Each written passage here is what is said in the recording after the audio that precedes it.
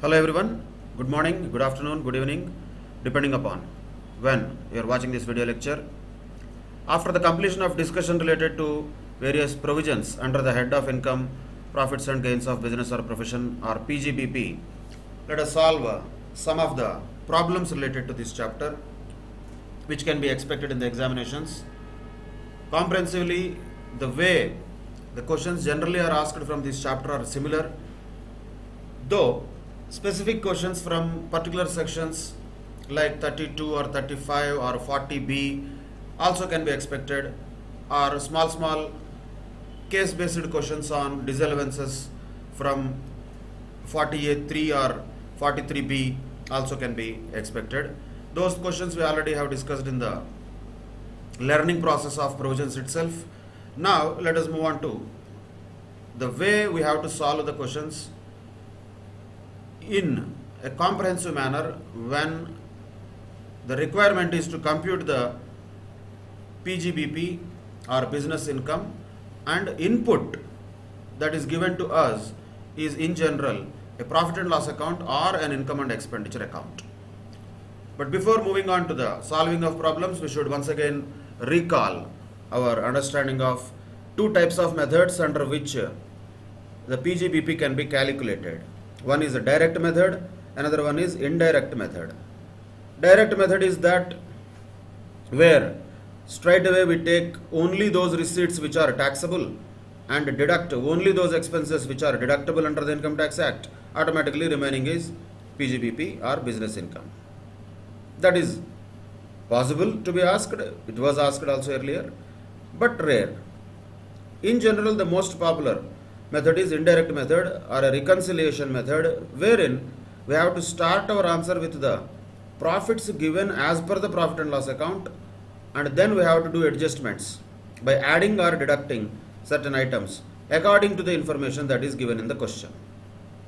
What are the items to be added, what are the items to be deducted, that will be definitely available in the question. But theoretically, conceptually, we should know when we are starting with the profit already as calculated in the profit and loss account in accordance with the normal accounts and principles of accounting, that is accounting profit. And our objective here is to find out the profit or loss as per Income Tax Act. So how to get that? When you start with the profit or loss as per profit and loss account or income and expenditure account, whatever the name given, that is accounting profit. For that, what are the things to be added back? One is definitely those expenses which are disallowed. Expenses which are disallowed under Income Tax Act. Why they have to be added? Because already those were debited in the profit and loss account, and because of which the profit as per the accounting records is already lesser, and because those expenses are disallowed, according to the Income Tax Act, the profit would be higher than the accounting profit. That is why, in order to make it higher, we need to add the expenses which are debited to P&L but disallowed to the original accounting profit that we start with. So add one of the items is disallowances or expenses which are not allowed as deduction, or let us say less allowed as deduction in accordance with Income Tax Act when compared with accounting. That is one addition to be done, expenses disallowed. Another addition could be, though rare, an instance where certain incomes are there which are supposed to be included in the incomes as per Income Tax Act, but those are not recorded in the books of accounts. Then naturally we have to add them also to the accounting profits, because those are considered to be incomes. They are considered to be part of the incomes as per Income Tax Act. So two items to be added. One is disallowed expenses, two is incomes which were not accounted for already. Then there are two items to be deducted also. What would be those? Incomes which have been accounted for on the credit side of the P&L account, but which are not related to the head of income PGBP. Sometimes there may be exempt incomes, sometimes there may be incomes which are chargeable to tax under other heads. So they are not PGBP. They are incomes, but they may not be PGBP. But we are calculating PGBP. When they are credited to the profit and loss account, those incomes which are already credited to the profit and loss account but not forming part of business income, they should be deducted. That is one deduction, or one amount that has to be reduced as less item. And another item is expenditure which is allowed as deduction under Income Tax Act over and above the expenditure which was already debited to the profit and loss account. For example, just for understanding, say scientific research capital expenditure, will it be debited to the profit and loss account by accounts? Accounting concepts wise, definitely not. It should not be, because it is a capital expenditure. How can it be debited to P&L account? It should not be. But according to Income Tax Act, it is eligible for 100% deduction. So the point is, the item is not there in the debit side of P&L account, but still it is eligible for deduction under Income Tax Act.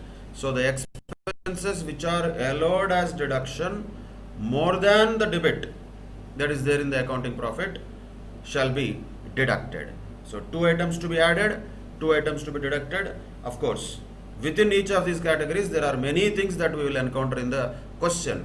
According to the items and description given in the question, logically we have to do this solving of PGBP problems, and presentation has to be very perfect, proper heading, particulars and amount, and most importantly the notes explaining each and every treatment, whatever we have done, why we have added something back, why we have deducted something. The explanation has to be given in the notes. Then a proper answer will emerge, and that will give full marks in this chapter. So that is the way the problems of PGBP have to be approached. Let us start with some of these questions one by one.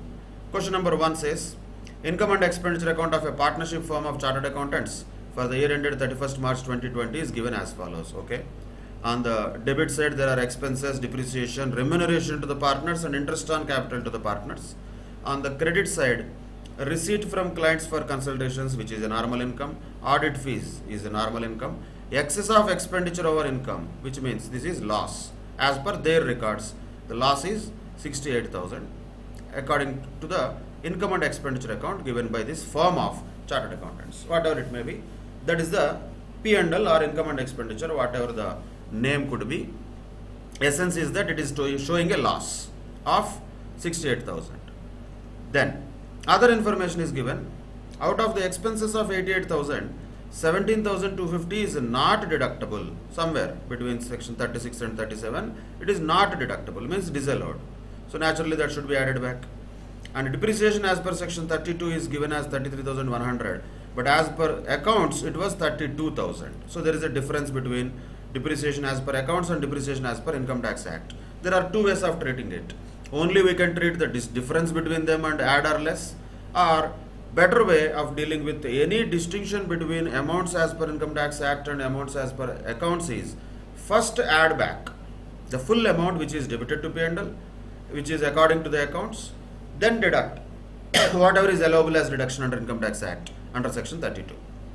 That is a better way of presentation, but anyway, that is not compulsory, though I suggest it in such a manner so that there will not be any confusion and calculation mistakes.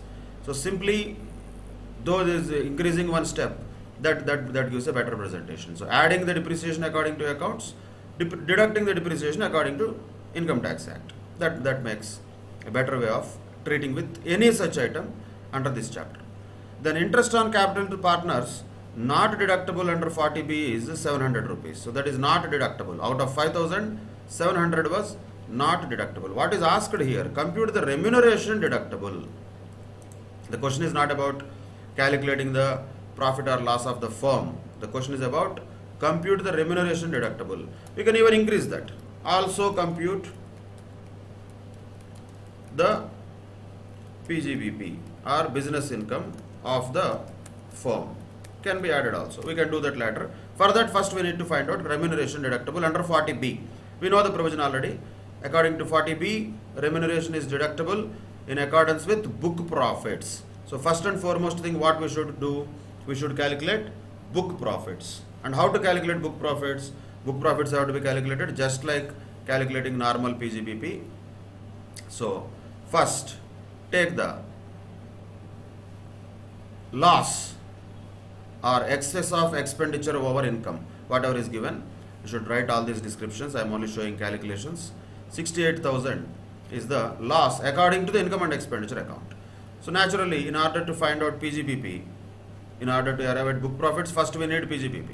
So we have to do some additions and we have to do some deductions, or whatever you can call it.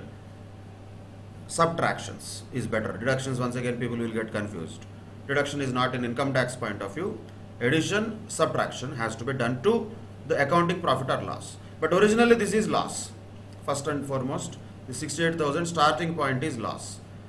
Then you have to look at, first of all, the face of the income and expenditure account or P&L account. Are there any items which have to be adjusted? Is there any problem with this? No. Is there any problem with this? No. Directly on the face of it. Other information will come to it later. Expenses is okay, depreciation is okay, remuneration is okay, interest on capital to partners is okay for normal purposes. So before going to book profit, first we should find out business income, that is PGBP, other than 40B. After charging interest on capital, before charging remuneration to partners. That is what is book profits. So first, according to the other information, 17,250 was not deductible. So when it is not deductible, it should be added back 17,250. That was not deductible. Then depreciation according to section 32 is 33,100, he said. So as we just now discussed, we will add depreciation according to the accounts, that is 32,000, and deduct depreciation according to Income Tax Act, that is 33,100. Alternatively, we can only do the deduction of 1100 also. I am not going to tell this again and again. That can be done, but I still suggest this way. Stick to one thing rather than getting confused between this and that. Add whatever is there in accounts, deduct whatever is allowable under Income Tax Act is the best possible way of dealing with such things. Not only depreciation, in future we'll get scientific research and other things. There also it is easy. Add everything, whatever is there in relation to that in the debit side of P&L account. Then deduction will be given only according to Income Tax Act anyway. So that is the easiest and best possible method, and that is what we are going to follow always. Every time I am not going to tell that. Then coming to other item, that is interest on, these two are done. Interest on capital to the partners, not deductible is 700. See, when it is not deductible, so add that also, 700, add it. Then what we get normally is PGBP, that is before calculating book profits. So first find out how much is the business income, but not book profits. Book profits will come later. So 68,000 minus plus 17,250 plus 32,000 plus 700 minus 33,100. So 51,150 is going to be the PGBP normally speaking. So minus 68,000 plus 17,250 plus 700 minus 1100, let us say 51,150. But that is what? Minus, once again, this is not plus. Minus 51,150, be careful with the sign. Then, in order to find out book profits, we should be calculating profits before giving remuneration to the partners. But this is after charging remuneration of 75,000. That is why, in order to find out book profit, we should add back book profit also, this remuneration also. That is how much given in the question, 75,000, remuneration to partners 75,000. So add that also, you get positive book profit of 23,850. So when there is a positive book profit, then what is the provision of 40B? What is the maximum remuneration available to the partners? Either 1,50,000 or 90% of the book profits up to the profit of 3 lakhs. So 23,850 into 90%, 21,465 or 1,50,000, whichever is higher. So what is available here? Anyway, 1,50,000 is available. Even if the firm had loss also, remuneration to partners available is 1,50,000. So this 75,000 never would have created any problem. There is no issue with that. That is why the entire 75,000 is deductible. So when entire 75,000 is deductible, so what is the compute to the remuneration deductible? Answer is 75,000. What is the PGBP of the firm? Just taking it out will be the PGBP of the firm. Naturally, that is 51,150 is the answer for PGBP of the firm. That's it.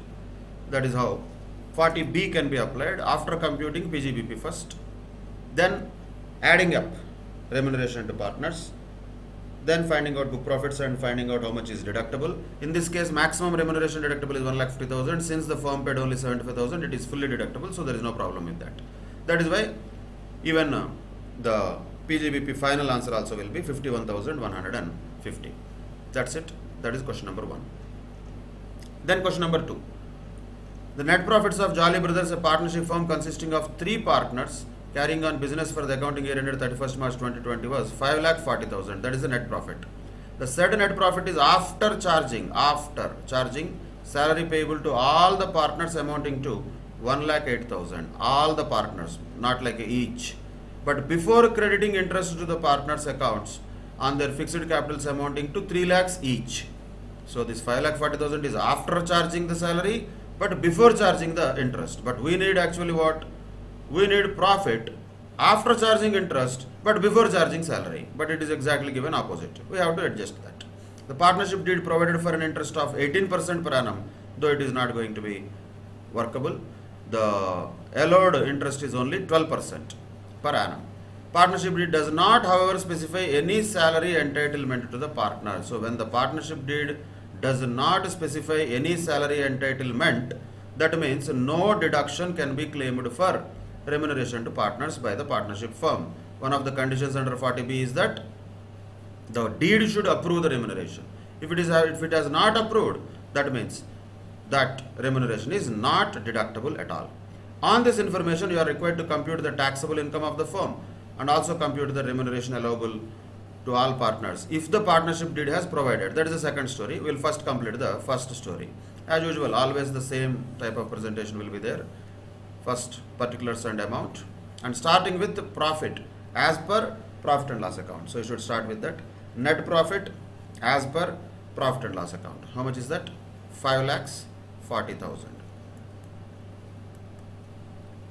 Then this is after charging the salary payable to partners. First of all, that should be definitely added back since the deed did not provide for it.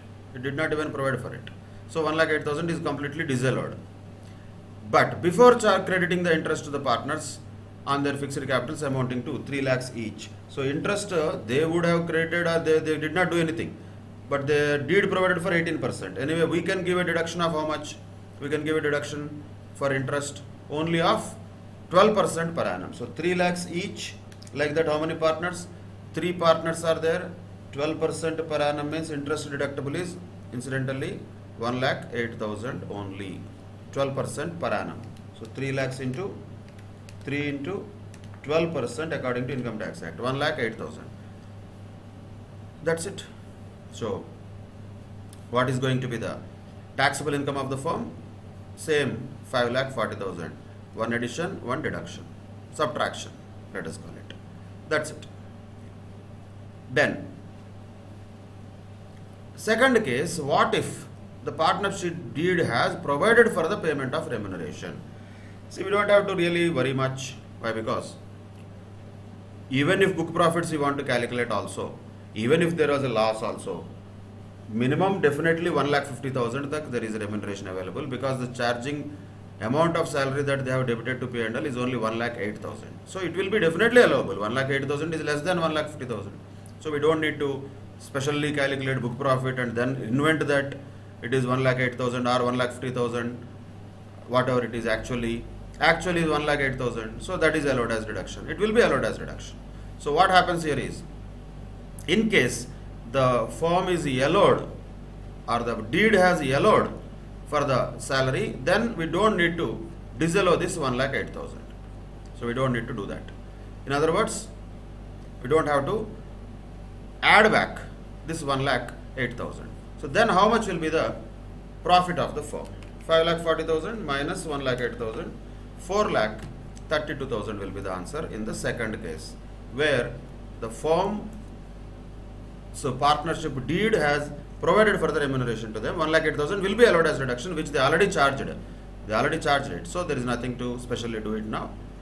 So only deduction should be given is now for interest on capital, which is 1,08,000 also incidentally. Hence the profits of the firm in that case will be 4,32,000. So first answer for first question is 5,40,000. Incidentally, there is no change in that. And answer for second question is 4,32,000. That's all. That was question number 2. These are smaller questions, like 4 or 5 marks questions, applying 40B particularly. Now moving on to the real questions that can be expected in the examination. This is how perfectly the questions can be framed also, where a profit and loss account and trading account will be given, lot of additional information will be given, and ultimately we have to find out what is his business income. But question here is whether Shivram should offer his business income under 44 AD or not, he is asking. How do we know? For that we should first find out PGBP normally, then after that we should also find out what would have been his profit if he offered under 44 AD, whichever is beneficial to him, that we can suggest.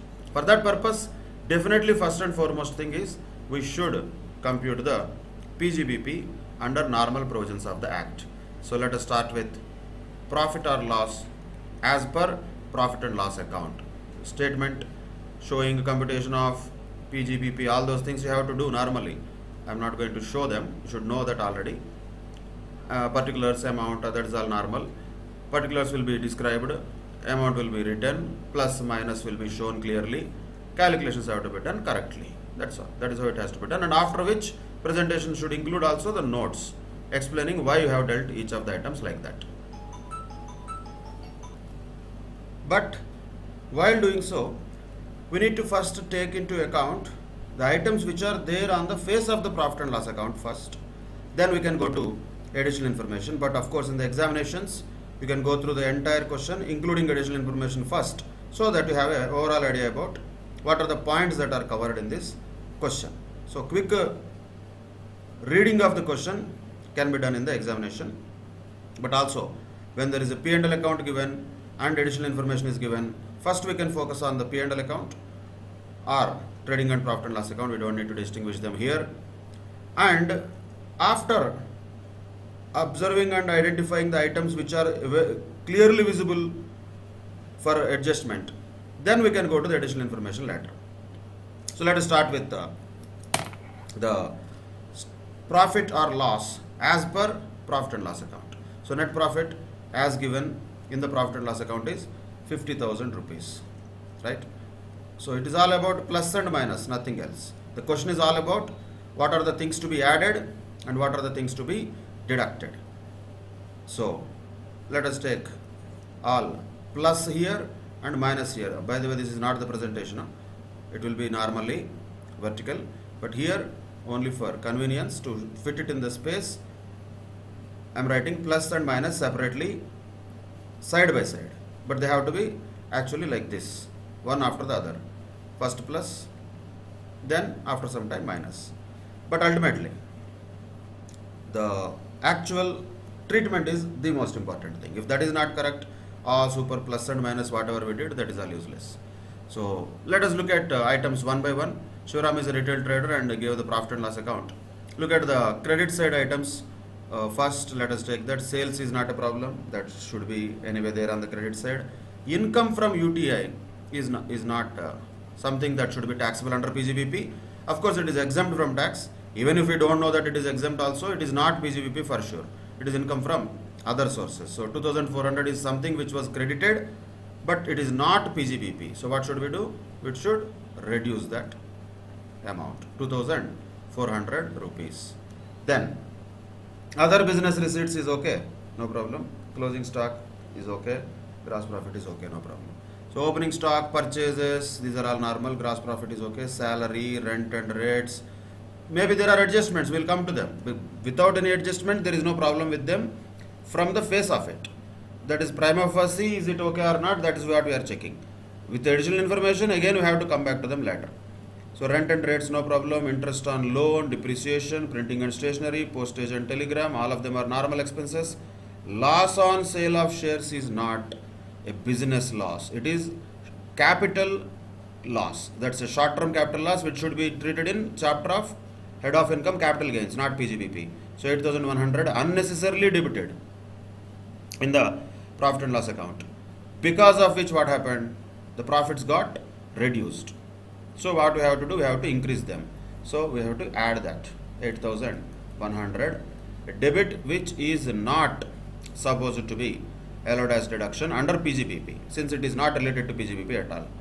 Then there are other general expenses. So by looking at it, everything is looking okay. Only one debit of capital gains or loss and one credit of income from other sources are there. So other things are all okay. PGBP wise, if nothing is mentioned, this is perfectly not a problem. But everything is not fine. There is some other points to be noted. There is additional information. What is that? It was found that some stocks were omitted to be included in both opening and closing stock. Omitted means what? The stocks are undervalued. That means opening stock is also undervalued, closing stock is also undervalued. We should be very clear about what happens and what is the impact of valuation of stocks on the profit. If, for example, opening stock is undervalued, which side is undervalued? Logical, common sense. Debit side is undervalued. When debit side is already undervalued, the profit will be more naturally, because something which was supposed to be a higher debit, we have debited a lesser amount. Because of that, the profit that is shown by accounts is already more. So what should we do with that? Undervaluation, in this case of opening stock, we should reduce that from the accounting profits where we started with. So 9,000 to be falling under subtractions. That is undervaluation of opening stock. Undervaluation of closing stock. When undervaluation of closing stock happened, the profit is lesser because of that. Because credit is lesser. Because of that, profit is also lesser. So we have to increase that profit. How do we do that? By adding it. How much is that? 18,000 rupees is to be added here to the accounting profits. That is adjustment for first item. Same way, other things also have to be just adjusted, plus or minus only. Ultimately, there are only two things, plus or minus. Or third thing is ignore. These are the only three possibilities. Second item is salary includes 10,000 rupees paid to his brother, which is unreasonable to the extent of 2,000. If it is unreasonable, of course, we have to think that unreasonable not according to you and me, according to the assessing officer. It is unreasonable up to 2,000 means disallowance is there under 40A2. So 40A2 disallowance will definitely apply. So when it is disallowed, that should be added. So this salary already was inclusive of this, which is disallowed. Hence that 2,000 should be added. Third item, whole amount of, these are the things you have to write in the notes. Opening stock, closing stock, you don't have to write notes. It's a evident thing. But wherever section number is there, this point, section number is there, 40A2. When it is there, you have to write that section number in the notes. And same way, next point, 40A3, cash payment at one time. Printing and stationery, it was mentioned that entire amount was paid at one time. How much was printing and stationery? 23,200 rupees. Entire amount shall be disallowed. 23,200. Since it is a cash payment on one day to one person, must be entire amount was paid in cash at a time. That is disallowed under 40A3. Then, depreciation provided in P&L account was based on following information. He is telling about opening WDV of the plant and machinery, and new plant was bought on 1st July for 70,000. Two old plants were sold on 1st October, doesn't matter, at 50,000. But depreciation, what is provided in accounts is different. No? So, first of all, before going to depreciation as per 32, let us add back depreciation under accounts. That is 1,05,000. That has to be definitely added back. 1,05,000. Add it back. Then let us find out how much will be the depreciation according to section 32. Another working notes. It requires another working notes. So what is the depreciation now? Same. You have to write all this with presentation. 4,20,000 opening WDV plus new assets purchased at 70,000 and put to use for more than 180 days because they are purchased on 1st July. Sale date doesn't matter, but sale proceeds matter, 50,000. So 4,40,000 is what is the closing WDV of this machinery, plant and machinery block, and 15% means 4,40,000, 15% means only 66,000 is allowed as per Income Tax Act. That we will deduct under section 32 here, because we already added the full amount which was debited to P&L earlier. So add 1,05,000, deduct 66,000 only, because that is the only depreciation allowed under Income Tax Act. You can check whether this person is eligible for additional depreciation and all. No, he is a trader, so no additional depreciation and all. No need to even think about it once he is a trader. Next point says the rent and rates include a local tax liability of 3,400 paid on 7th April of the assessment year. So what should we do? We should write a note, but we should do nothing. No addition, no subtraction. Why? Because according to 43B, any tax duty cess payable to any government shall be paid before the due date for filing the return of income. So 7th April is not a problem. So there is no disallowance. It is allowed. It is already there included in the debit side of P&L account. So nothing for us to do. But we have to write a note. Since it is paid before the due date for furnishing the return of income, it would be allowed as deduction. Then next point says other business receipts include 2,200 rupees received as a refund of income tax relating to the preceding years. So there are some other business receipts here, 6,100. In that, some 2,200 rupees is refund of income tax. Should it be taxable? Answer is no, it should not be taxable, but it is already included in the income. Hence, it should be reduced from that profit, because when income tax is not allowed as deduction, how can income tax refund be taxable? Both are not possible. Income tax is not allowed as deduction on the debit side, and on the other side, credit side, refund of income tax is not taxable. Once again, we are not rectifying the accounts here. Don't think that way. Accounts is accounts. Let it be there like that only. Our job is not about that. Our job is from that how to find out profits and gains of business or profession according to the Income Tax Act. That is our job. That does not mean, or how did they credit accounts? They did already done. That is none of our business. Our job is to think about PGBP, not about what happened in accounts. What happened in accounts? That happened already. But should it be there? Is that amount which was credited already is taxable according to Income Tax Act? No. Hence reduce it. 2,200 should be reduced. Other general expense include 2,000 rupees paid as donation to a public charitable trust.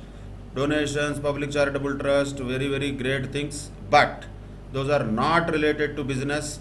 Those are disallowed. Section 37 clearly says expenses should be related to the business. If they are not related to the business, they are disallowed. However good they may be, don't be empathetic to this SSE. He has done donation, how can we disallow the expenditure? That is not our business.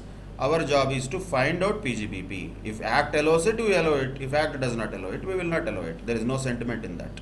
So these are the things to be added. These are the things to be deducted. That's all. All the items are treated. Then we have to just find out what is PGBP according to this additions and deductions. Do the calculations.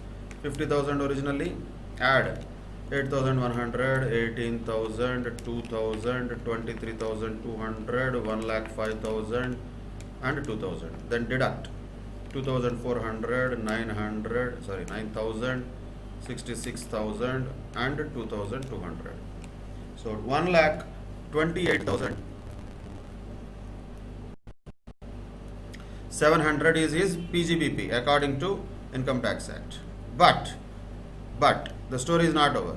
Question was about whether he can opt 44 AD. Of course he can opt, because his turnover is less than 2 crores. If that is the case, 12,11,500 is his turnover, only turnover, other business receipts and all should not be taken. 12,11,500 into 8%. 12,11,500 into 8% will be how much? 96,920 is going to be the PGBP according to 44 AD. If he chooses presumptive taxation under 44 AD, of course, assuming 8% on the turnover or gross receipts. In this case, turnover is 12,11,500. So 12,11,500 into 8%, 96,920 is what he can offer as his income according to 44 AD. But if he calculates according to the other sections of PGBP, his income is coming to 128,700. So what is the suggestion that we can give? Of course, Mr. Shivaram is better off in choosing 44 AD, the presumptive taxation, since the income under 44 AD is lesser than the income that is computed under the other provisions of PGBP. So What is the final advice? 44 AD is better or normal PGBP is better? 44 AD is better for him. But of course, it is not going to just like happily choose now. You can also write that. Once he chooses this year, next 5 years, the Shivaram has to continue to choose 44 AD. He cannot choose again actual profits. If he violates that condition, the year when he violates that condition, from there onwards, next 5 years, he cannot once again choose 44 AD. That can be also written as an additional point. So easily this question is asked for 8 marks to 10 marks. Adjustments are to be done properly. Most importantly, section numbers with logic and with reason. Reason is nothing but provision, not normal logic.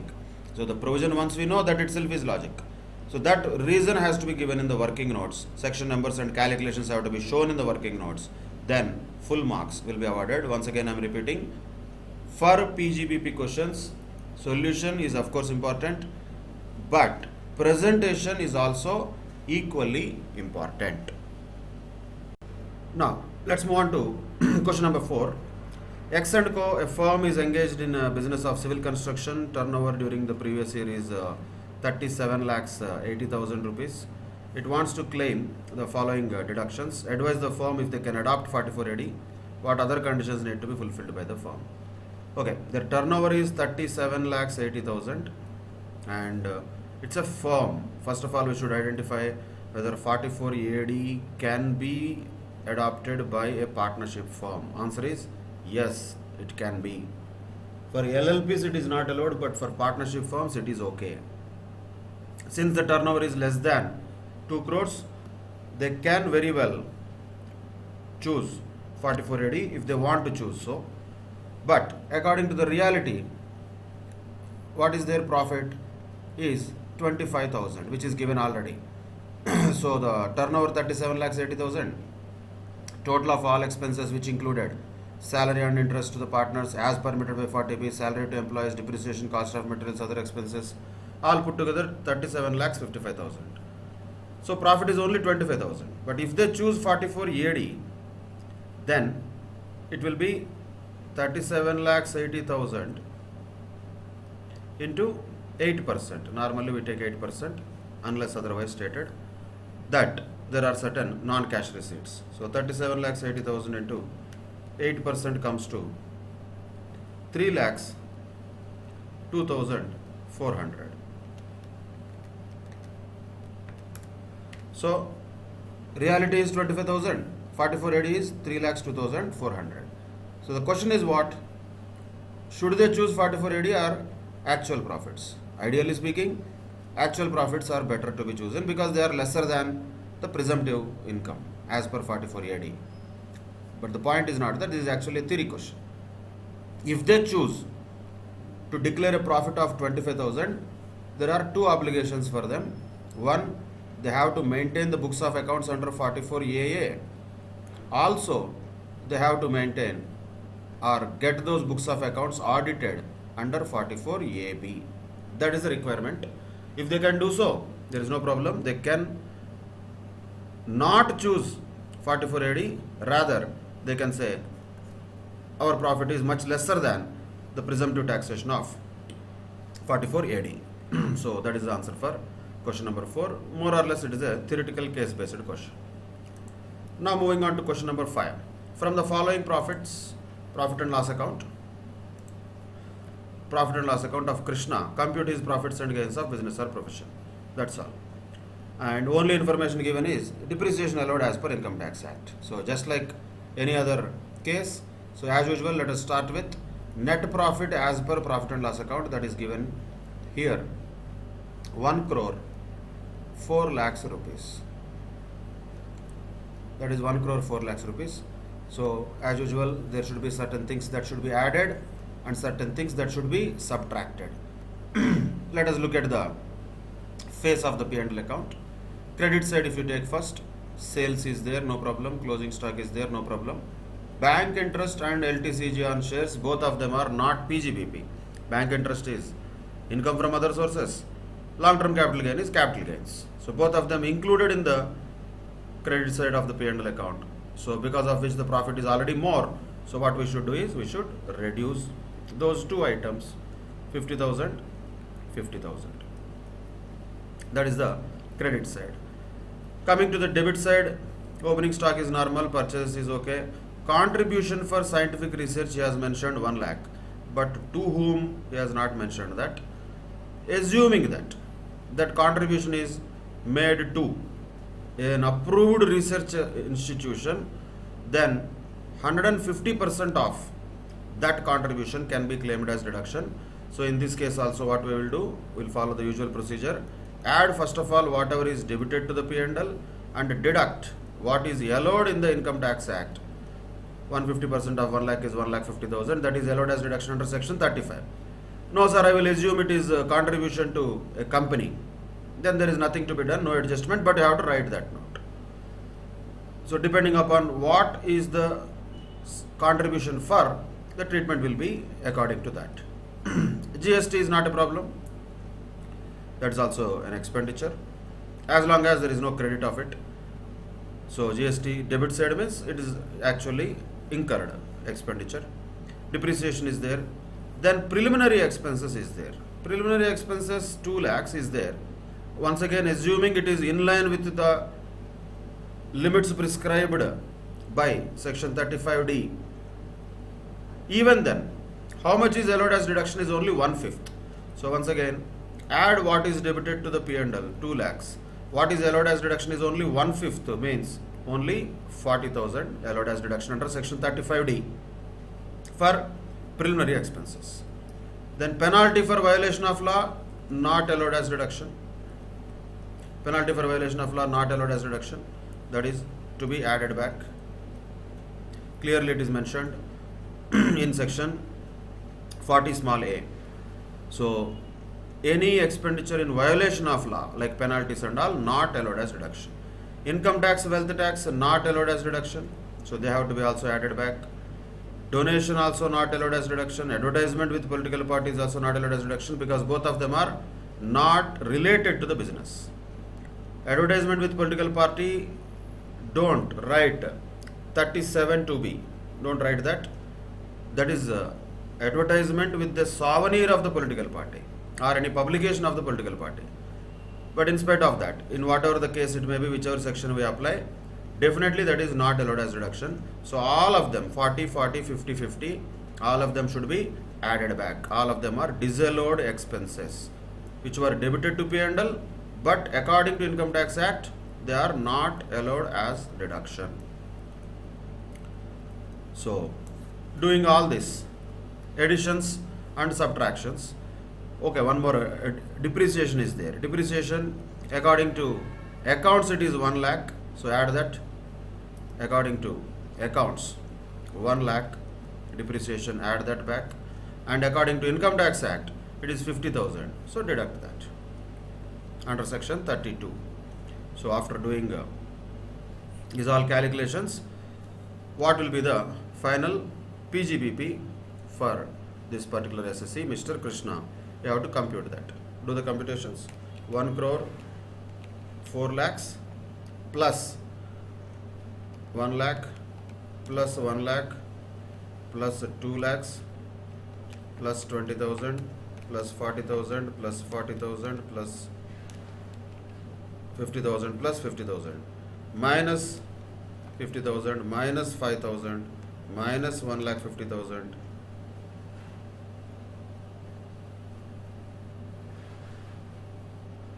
minus 40,000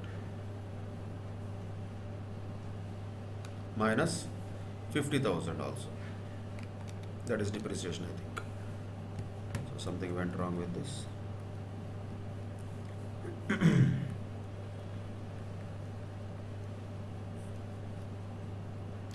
So what is the final answer? 1 crore 7 lakhs 5,000. That is going to be the PGBP of this person according to the provisions of Income Tax Act.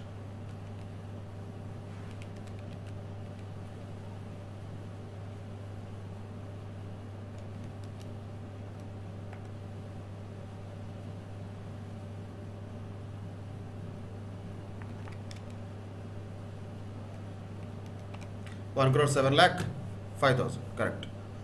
Then, should it be the profit that he should offer? No, because this guy is an individual and a businessman who is doing a business with a turnover of less than 2 crores. So you should not stop with this 1 crore 7 lakhs 5,000 and all. You should also write about 44 AD, though it is not asked. So how much will be the income? According to 44 AD, 1 crore 78 lakhs was his turnover. On that 8% means only 14 lakhs 24,000 would have been his profit according to 44 AD. So which is better here for him? 44 AD is better rather than showing all the profits and gains of business or profession by using all these calculations. But in order to arrive at which is better, first we should do the calculations. So finally the answer is, what is his PGBP? Of course it is better off for him to choose 44 AD. If he chooses that, 14 lakhs 24,000 is the final answer, which is beneficial for Mr. Krishna. That's it. That is about. Another question, similar. Approach is always same. Only the points that we apply might be different. Then move on to question number 6. From the following profit and loss account of Suresh, compute his business income. As usual, profit is given already in P&L account. Additional information is given. All that we need to do is compute PGBP. Once again same. Start with profit as per profit and loss account. That is 1 crore 5 lakhs. That is a profit as per profit and loss account. Then there has to be certain additions and there has to be certain subtractions. Again I am telling you, don't present like this in the exam. Present like this. Additions, then subtractions. As a statement you should present it. But here we are only discussing the treatment, so I am just showing it like that because of the space constraint. Now, look at credit side first. Sales is okay, closing stock is okay. Agricultural income, lottery income, both are not okay. Why? Because on one side agricultural income is exempt from tax. On the other side lottery income is taxable under income from other sources but not PGBP. Both of them are credited to P&L, because of which the profits should have been already higher. So what we should do? We should reduce them. So 1,20,000 as well as 80,000 should be reduced, subtracted.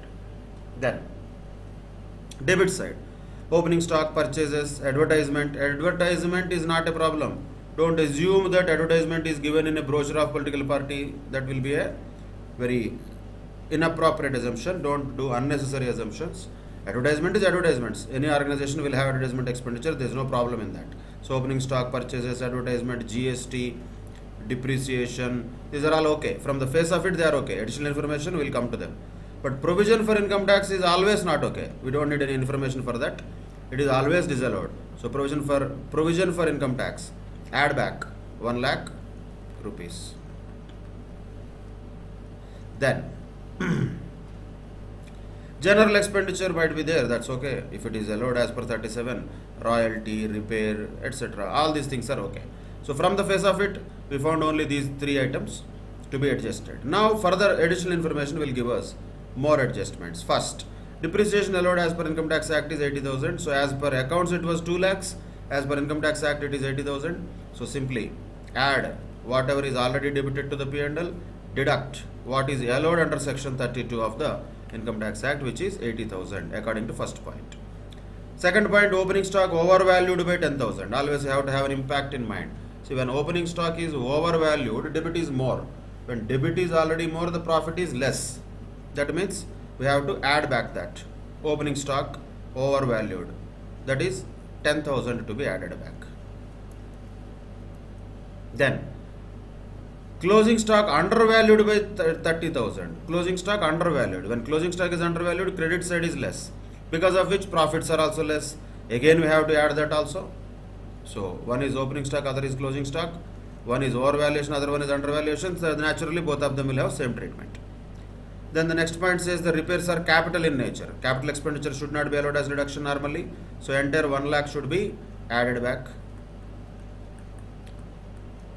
Then general expenditure is paid in cash at a time. How much is general expenditure? 60,000. No. More than 10,000 cash, if it is paid at a time, that will be completely disallowed according to 48.3. So add that 60,000 also. Next, royalty is paid outside India without TDS. That is also not possible. So these two things are not to be taken. Repairs cannot be taken as deduction because it is capital in nature. When you say royalty paid outside India without TDS, that will be disallowed also according to 40A. Amount is 40,000. So entire amount is disallowed 100%. If it is paid within India without TDS, 30% would have been disallowed. Now 100% will be disallowed because it is paid outside India without TDS. These are the various adjustments that we are supposed to make, which we made. That's all. All of them done. Always make sure all the adjustments are done. Then do the calculations. You will get PGBP. What is this?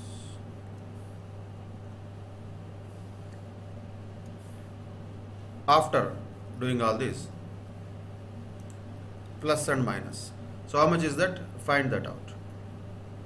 Starting with 1 crore 5 lakhs plus 1 lakh plus 2 lakhs plus 10,000 plus 30,000 plus 1 lakh plus 60,000 plus 40,000 minus 1 lakh 20,000 minus 80,000 minus 80,000. So answer will be 1 crore 7 lakhs 60,000. Final PGBP according to various provisions we have applied. 1 crore 7 lakhs 60,000. But once again, same logic.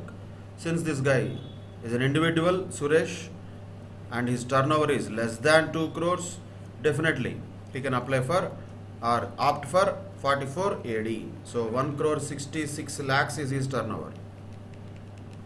On 1 crore 66 lakhs, 8% will be 13 lakhs 28,000 only, which means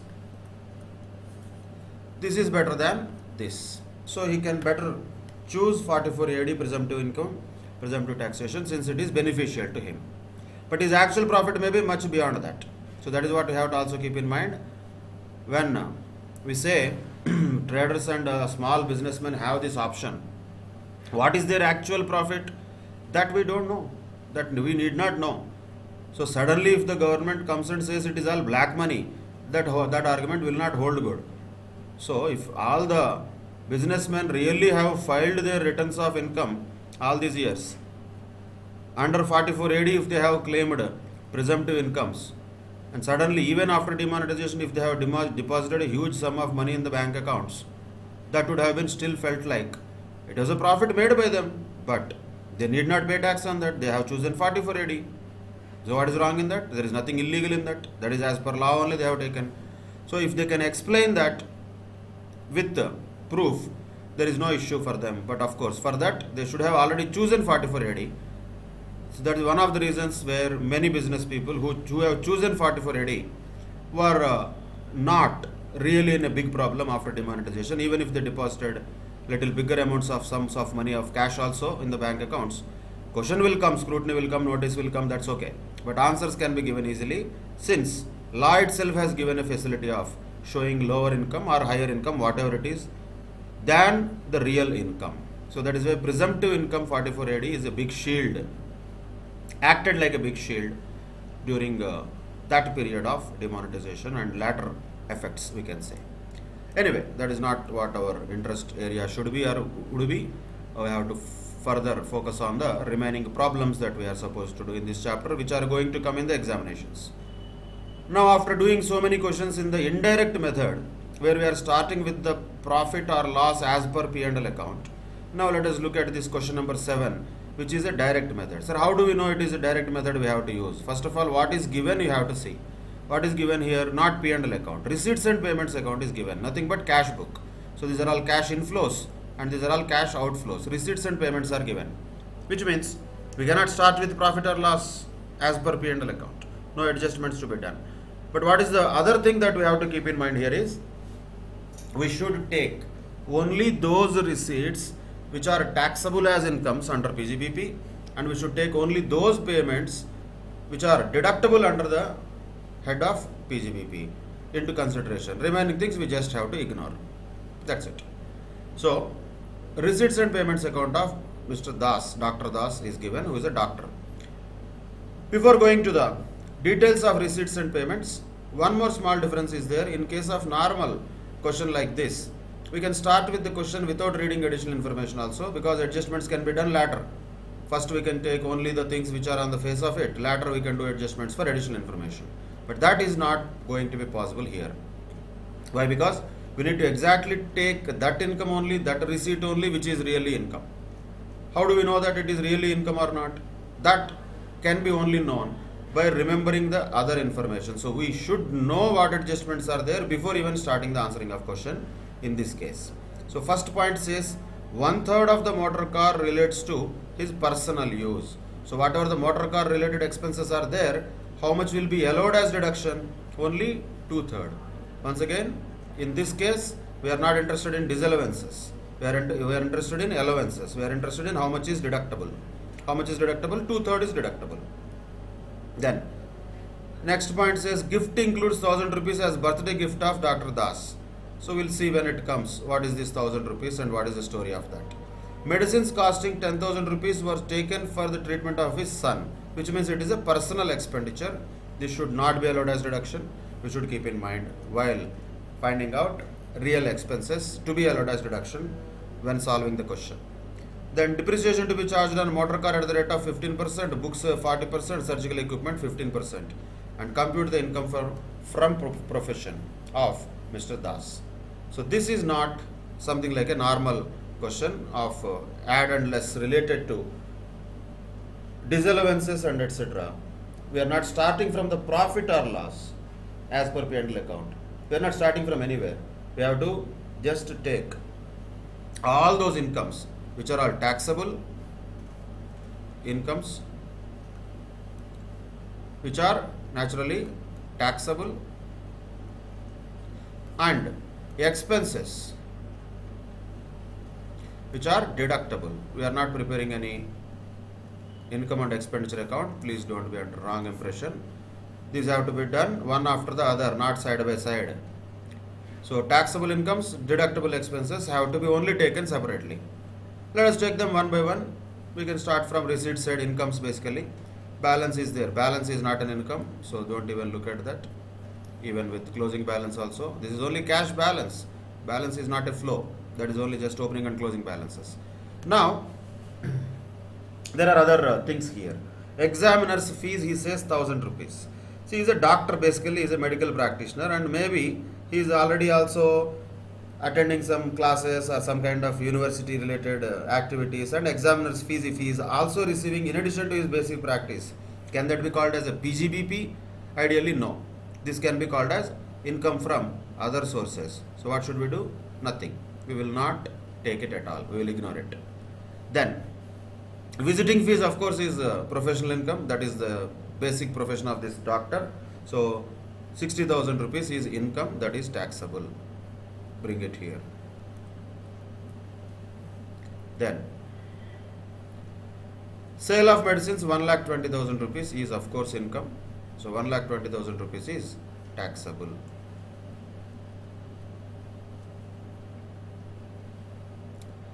That is sale of medicines. Then consultation fees for last year and current year both is given 6,000 and 34,000. Here a dilemma comes naturally. Whether this doctor is following a accrual basis or cash basis. See, if he was already following accrual basis, he would have given us income and expenditure account. Why he is giving us receipts and payments account? So let us assume that with one assumption that Dr. Das is following a cash basis.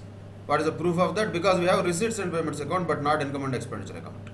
Income and expenditure account is accrual basis. Receipts and payments account is cash basis. So consultation fees for both the years, let us make them taxable now. Of course, definitely with the assumption that the doctor is following cash basis of accounting, not accrual basis. If we assume he is following accrual basis, for last year consultation fee income, this year it will not be taxable. So we don't know that. That is not given. So with an assumption only, we can include the entire 40,000 as if it is his income. Of course, it is his income. But for current year and last year put together, we have considered it as income. Then, interest on post office savings bank account, not PGBP. Okay, taxable or not, it's a separate story. That is completely different from the head of income from other sources. But definitely it is not PGBP for sure. So we don't need to consider, because our job here is only to calculate income from profession. That is PGBP. So 14,000 is not PGBP, hence it should be just ignored. We should not even consider that. Next, salary as a part-time lecturer in medical college. So part-time also, full-time also, salary is a salary. That is not PGBP. So that is also not to be included here. Then comes gifts received from a patient, 10,000. Yeah, here out of the gifts received from patients, 1,000 rupees is birthday gift. See, birthday gift is personal gift. So 9,000 is professional gift naturally.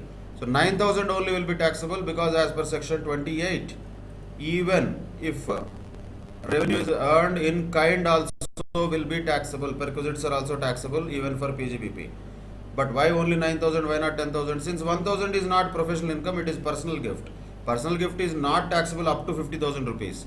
Even if it is taxable also, it would be taxable under income from other sources, not here.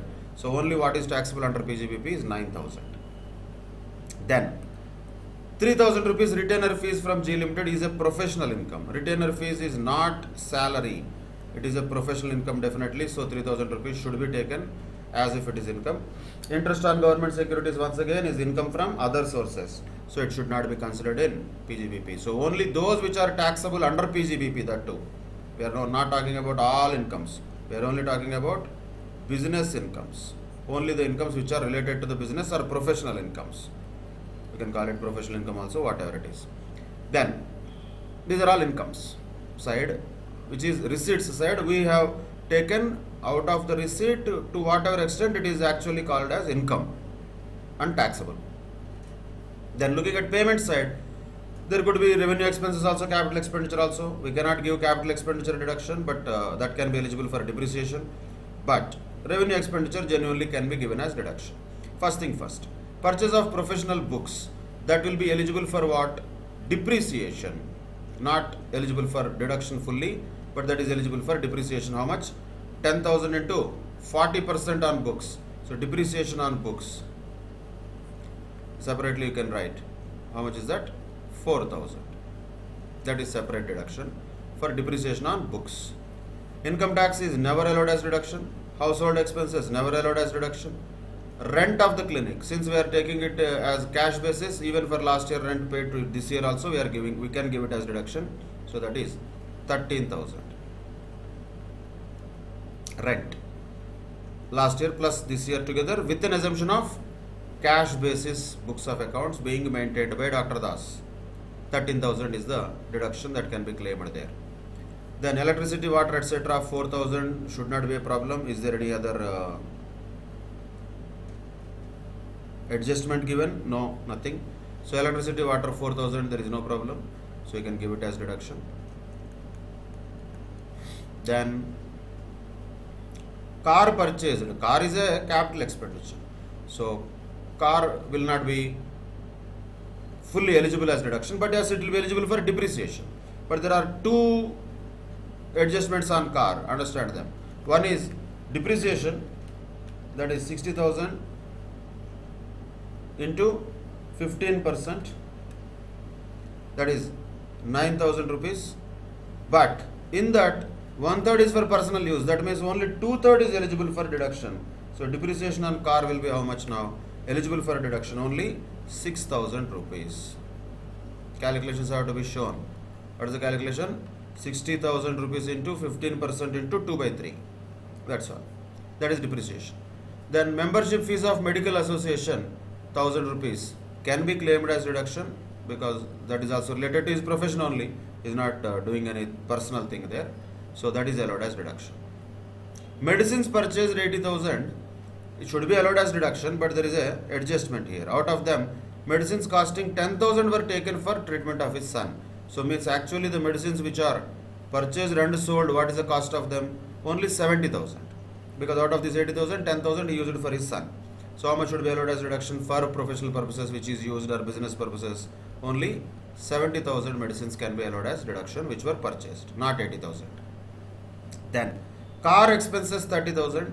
Out of them, once again, only 2/3 will be allowed as reduction because 1/3 is for personal use. So 30,000 into 2/3 means 20,000 can be claimed as reduction related to car expenses. Then salaries to staff should not be a problem. 20,000. That is okay. Then gifts to wife not allowed as reduction, that is personal expenditure. Surgical equipment is not a allowable deduction, but still it can be eligible for depreciation of 15%. So 30,000 into 15% means 4,500. That is a depreciation on surgical equipment. That is 4,500. So these are the various items on the credit side of the receipts and payments account or cash book, simply speaking. So let us look at all the adjustments are done or not. 1/3, 2/3, yes, we have bifurcated. Gift we did not include in income. Medicines 10,000 we excluded from cost of purchases. And depreciation on motor car also we charged, books also we charged, surgical equipment also we charged. That's all. These are the total of the incomes of Dr. Das. This is the total of the expenses of Dr. Das. Remaining is what is his PGBP or professional income. So 60,000 plus 1,20,000 plus 40,000. 60 plus 120 plus 40 plus 9,000 plus 3,000. Total 2,32,000 incomes.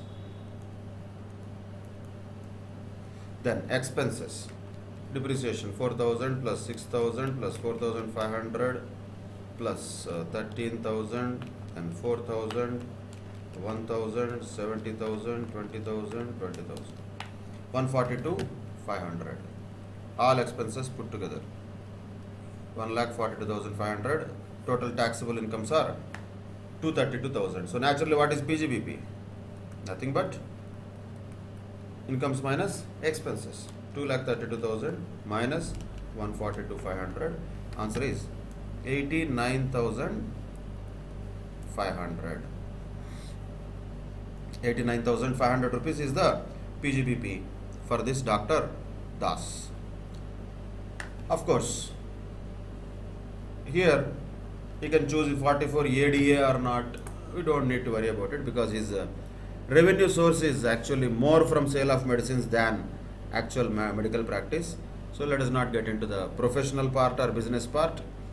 It's a mix of both in this case. That is why 44 AD or 44 ADA discussion, let us just ignore it. It is not asked also. No need of that. Simply what is the PGBP according to the provisions of the Income Tax Act? Using direct method is what is important in that question. Now, moving on to another question. Question number 8. Beta Limited is a manufacturing company which maintains books of accounts under mercantile system. It has disclosed a profit of 12,50,000 already. So there is a profit of 12,50,000, 12.5 lakhs. Already it has disclosed a profit. For the year ending 31st March 2020, you are required to compute the taxable income of the company for the assessment year 2021 after considering the following information, duly explaining the reason for each item of adjustment, which you are supposed to do anyway. So, one by one points are, we have to just either add or deduct. Look at them one by one. Point number 1. Advertisement expenditure includes sum of 60,000 paid in cash to the director of a sister concern, the market value of which is 52,000. Of course, this is disallowed expenditure. Under 40A2, it will be 8,000. Under 40A3, it will be 52,000. Total of 60,000 will be disallowed since the entire amount is paid in cash. But you cannot say 60,000 is disallowed under 40A3. It is better to bifurcate into two parts because of the difference between market value and actual expenditure. 8,000 is unreasonable expenditure paid to the related party, that is added back according to 40A2, and 52,000 is added back according to 40A3. Then second, repairs of plant and machinery includes 1.8 lakhs towards the replacement of worn out parts of the machines. So this point is important, whether it is a capital expenditure or revenue expenditure. For replacement of worn out parts, it is not a capital expenditure, it is a revenue expenditure only, because revenue expenditure is incurred to maintain the existing efficiency of the machine, to keep the machine first of all up and running. Whatever expenditure is incurred, that is revenue expenditure. Already worn out parts means gone, those are replaced now. With this, the value of machinery is getting enhanced, or the existing structure and existing workingness of the work of the machine is just kept intact. Answer is second. If the answer is second, that is a revenue expenditure, which is allowed as deduction, which means what we should do? Nothing, because already this was debited to the P&L account, no need to do any adjustment. Then, a sum of 6,000 rupees on account of a liability foregone by creditor has been taken to general reserve. No, they should not take it to general reserve. They should bring it to profit and loss account only. So that should be also added back. The income which was not included in credit side of P&L, but it is income actually under PGBP. So 6,000 rupees should be added back. Because it was earlier in 2015-16 debited, charged means debited to P&L. Now reversal happened. Liability foregone by creditor, which is nothing but deemed profit under section 41(1), that is remission or cessation of a liability. That should be deemed as profit, that should be added to the income of the SSE in the year in which such remission or cessation happened. So 6,000 should be added back here, applying 41(1). Then sale proceeds of import entitlements amounting to 1 lakh rupees has been credited to P&L account, which the company claims as capital receipt not chargeable to income tax. See, these stories will be given. You have to just read them carefully. They said it is credited to P&L. So what is the problem? Sale of import entitlements, is it taxable or not? Yes, it is. Section 28 clearly says it is taxable. Import licenses, import entitlements, export incentives, those are all part of charging section of 28.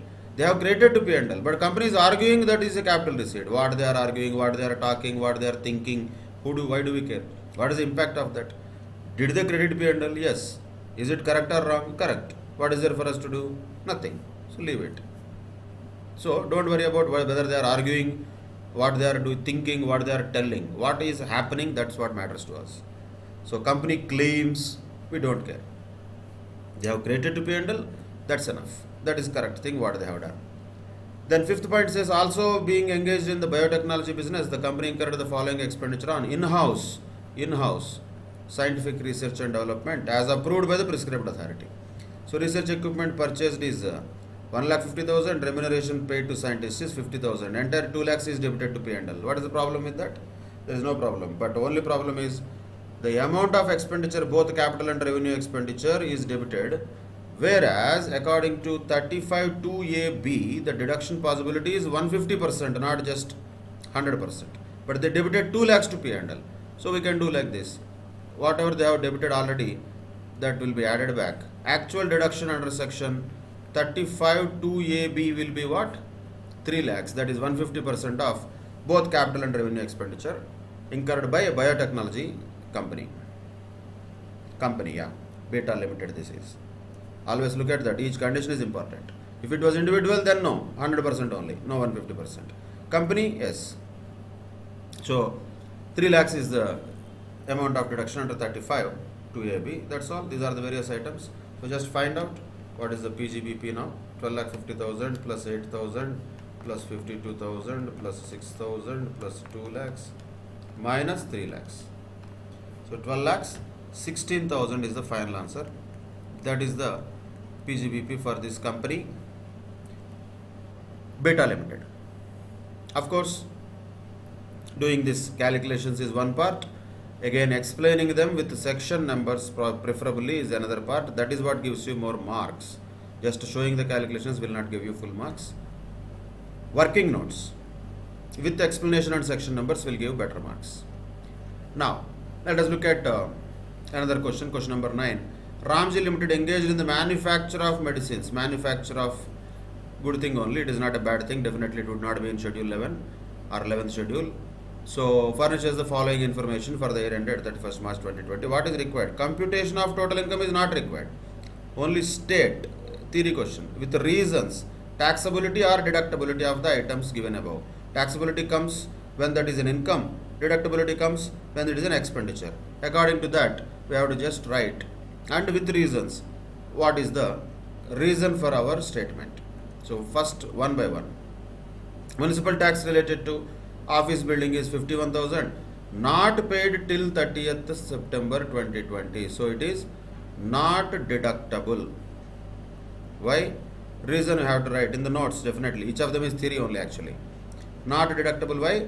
Because 43B applies. Any tax, duty, cess payable to the government has to be paid within the due date for furnishing the return of income. Since it is not paid within the due date for furnishing the return of income, this 51,000 is not deductible in this previous year at all.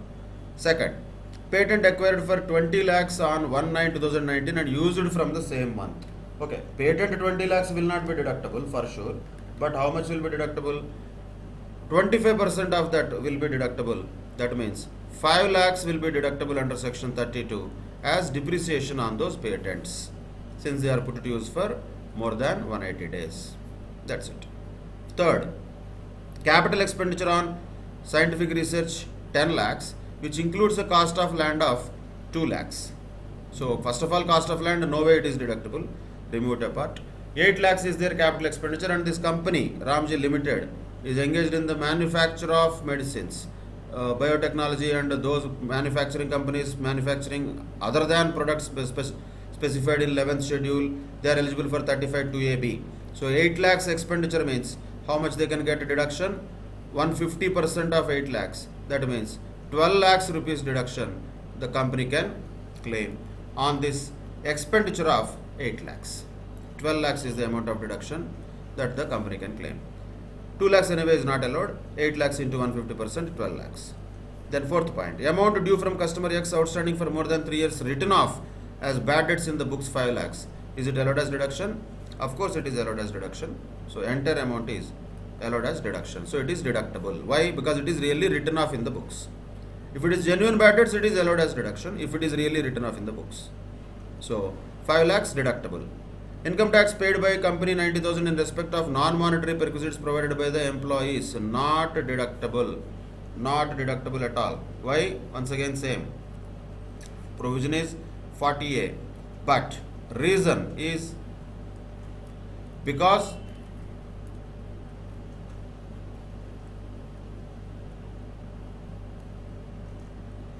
this is not deductible. Fifth one, because it is already exempted under 1010cc. So for employee it is already exempted. For employer the expenditure is not deductible. So the income tax paid by the company on behalf of employees in respect of the non-monetary tax on non-monetary perquisites is not deductible. We know that. Then Provident Fund contribution 5,50,000 remitted in July 2020 deductible by because it is submitted and paid within due date for filing the return of income.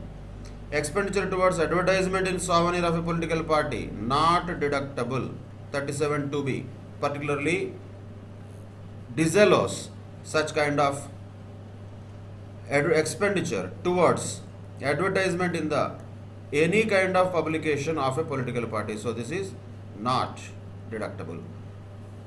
Then refund of GST 75,000 received during the year which was claimed as expenditure in the earlier year.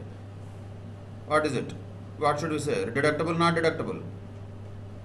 If anybody is thinking deductible, non-deductible, that itself is nonsense. Because this is not about deductibility, it is about taxability, because we are talking about refund of GST, which is income. So question is not about here deductibility, question is about taxability. Is it taxable or not taxable? Of course it is taxable. Why? Because earlier it was claimed as expenditure. Now you got a refund of that. So naturally that amount becomes taxable under Income Tax Act. This was an 8 marks question given in the earlier exams. Similar questions can be expected. Once again, PGBP is a chapter of provisions and logic and section numbers in sequence you have to remember. Then maximum marks can be obtained by writing perfectly the working notes. Then moving on to the last question, question number 10. The following is a P&L account of Mr. Q for the year ended 31st March 2020. Following additional information is also furnished. Compute the income chargeable to tax under PGBP for the year ended 31st March 2020, ignoring depreciation. That is where you have to read the question carefully. Ignoring depreciation. Okay. Here, when we say the profit or loss as per P&L account, net profit 93,950. That is a net profit or loss as per P&L account. So look at this credits first. Gross profit is okay. IT refund is not okay because it was not taxable. Interest on company deposits is also not okay because it is taxable but not under this head but under income from other sources. So both of them have to be reduced. 8,100, 6,400.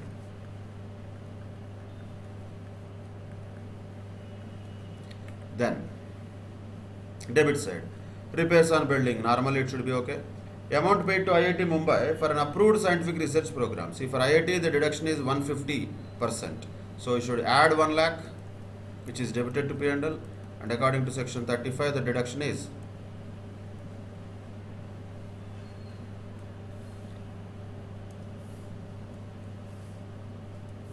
1,50,000. 150% of 1 lakh, 1,50,000. Then interest should be normally okay, traveling should be normally okay, there should not be an issue. Net profit is there. So unless other information is given, these are all looking okay. Now let us look at the other information. Repairs on building includes 1 lakh being the cost of laying a toilet roof. That means it's a capital expenditure, which was already debited here in the repairs, which should not have been debited. Since it is a capital expenditure, it is disallowed. So 1 lakh should be disallowed. See, ideally we should provide depreciation on that being a capital expenditure, but yes, since it is given ignoring depreciation, we are not providing any depreciation on that. So 1 lakh rupees, just capital expenditure disallowed, can be added there.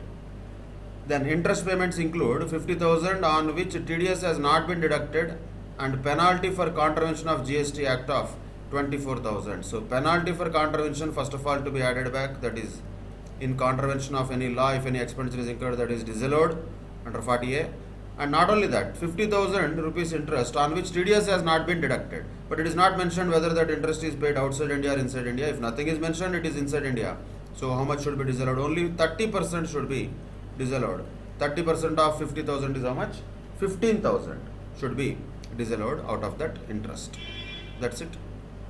These are the various items here to be added and deducted.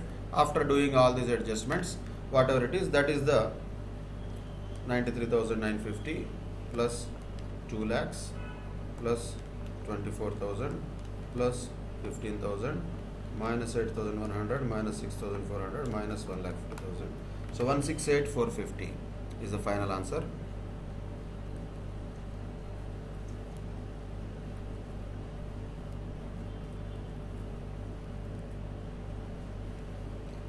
That is the PGBP, profits and gains of business or profession, for this Mr. Q.